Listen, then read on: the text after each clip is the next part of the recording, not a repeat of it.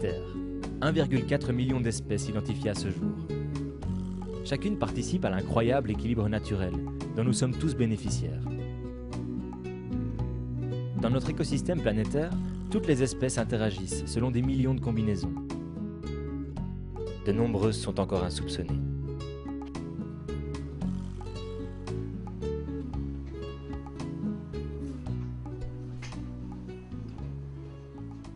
La crainte, c'est finalement l'inconfort dans lequel vont être nos enfants et nos petits-enfants. Hein.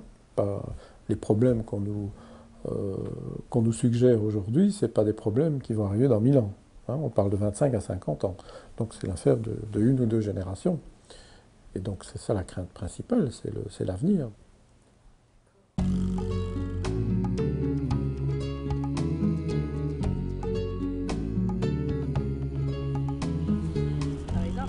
Voilà, c'est on fait tellement de néologismes que les normes réalité des PCDN, c'est d'avoir une il y a des aménagés pour accueillir les chutes. Donc ici on a ça. Alors comme activité qui se déroule ici, on est dans un vieux verger et on place ici des nichoirs à chouettes chevêches. On place ce style de nichoir parce qu'ici dans la région, les vergers ont tendance à diminuer. Comme il en subsiste encore quelques-uns ici autour de Verviers, on essaye de les protéger et également d'installer des nichoirs pour protéger la chouette qui vit uniquement dans les vergers. À ce jour, plus de 15 000 espèces sont menacées. C'est pourquoi de nombreuses personnes s'investissent quotidiennement au sein d'actions collectives subsidiées par la région wallonne. C'est ce que l'on appelle les PCDN, plans communaux de développement de la nature. Leur but est de créer des synergies, des coopérations entre divers intérêts, afin de préserver notre patrimoine naturel pour les générations à venir. Voilà. Ici nous sommes sur le site de retenue d'eau de nos deux baies. C'est un bassin d'orage qui est aménagé naturellement, c'est-à-dire que ce n'est pas une grande baignoire en béton comme on pouvait voir avant un bassin d'orage, c'est un site où on a laissé la nature se développer. Alors dans le cadre du PCDN, eh bien, on essaye que ce site se développe au mieux pour la conservation de la nature, essayer d'avoir un maximum de biodiversité. On a mis ça pour d'abord attirer les insectes.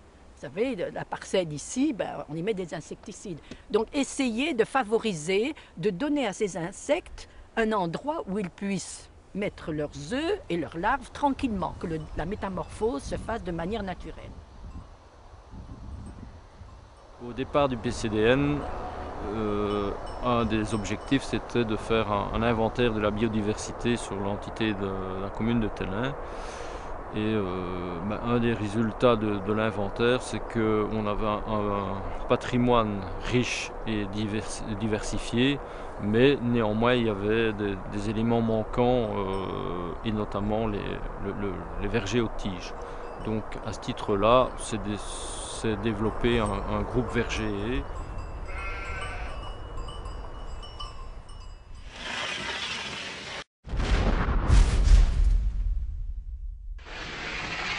À partir du moment où on enlève des éléments, ça ne se remarque pas trop. Et puis il arrive un moment où le dernier élément que vous enlevez est celui qui soutenait tout ce qui reste. Et donc à ce moment-là, tout s'écroule. Et là, il n'est plus possible de revenir en arrière. Je crois que la nature, surtout la nature ordinaire, est vraiment l'affaire de tous. Il n'y a pas que les réserves naturelles, il n'y a pas que la nature extraordinaire, il y a aussi la nature des bords de route, il y a les jardins, il y a les bords de rivières.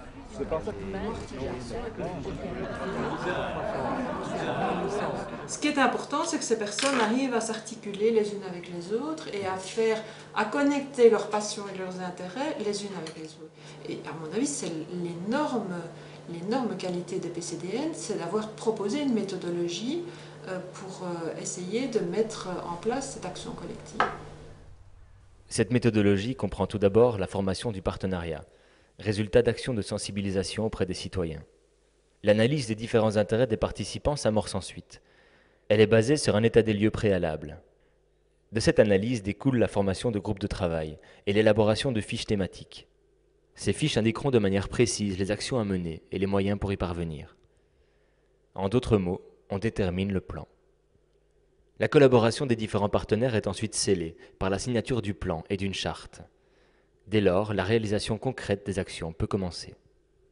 Et finalement, je crois qu'en réunissant autour de la table toutes ces de personnes qui ont à cœur la préservation de la nature, et qu'en rassemblant toutes ces compétences, on peut arriver à réaliser quelques projets très concrets et que cette démarche participative est la meilleure manière de préserver la nature et d'essayer de développer cette biodiversité qui est vraiment essentielle, je pense, dans nos villages ruraux.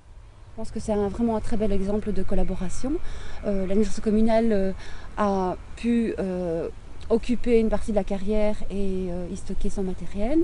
Et nous, on a pu conserver un endroit très riche au niveau végétation et au niveau du site, de toutes les particularités du site. Je pense qu'on a accepté chacun les intérêts de l'autre et là on peut dire qu'il y a collaboration.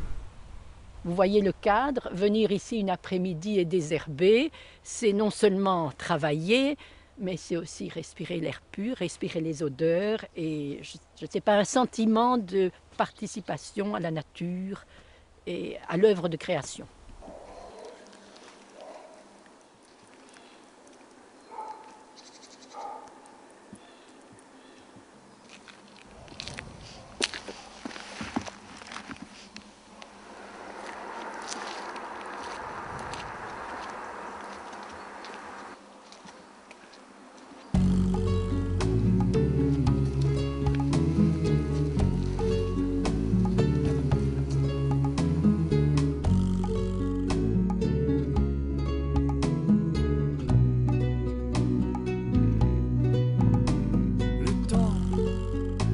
Passe vite, distille les arts, immobile au milieu de ce champ de bataille où se trouve mon âme.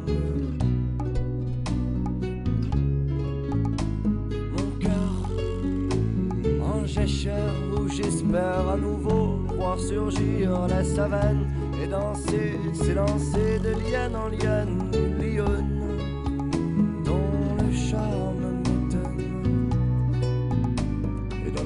on se tente sous la chaleur des étreintes d'une couleur ensoleillée. Dans les tétons se part quand je fais le salopard d'une saveur chocolatée. Elle qui fait chanter les silences que je vis en son absence, qui fait danser mes errances à chaque